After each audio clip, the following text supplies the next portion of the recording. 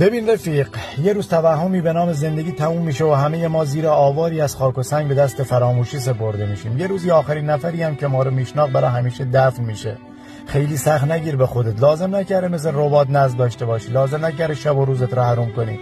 خدا شاهد، لازم نکرده جدی بگیری. به خودت و خانوادت بفهمون که این زندگی الکی از و یه جایی تموم میشه. دور همدیگه جمع بشین، بگین، بخندین و با لذت تمومش کنین. کار دنیا همینه.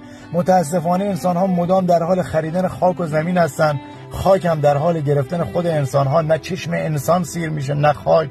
آدما رو مهمون کنین، مهمون یه جور زندگی، مهمون یه دل خوش، یه احوالپرسی بی قضاوت، یه فنجون زندگی بی دغدغه. آدما رو مهمون کنین، مهمون مهربونیتون این چیزاست که به زندگی برکت میده. مهمون کنید به دوست داشتن، به خیال راحت از حضورتون، به حس خوب، به حرفای بیکینه و کنایه، به دعا، به حال خوب. اگه غذا میخورین با لذت بخورین، حتی یه نیمرو ساده رو. هر کاری که میکنین سعی کنین با لذت انجامش بدین. برای خودتون ارزش و احترام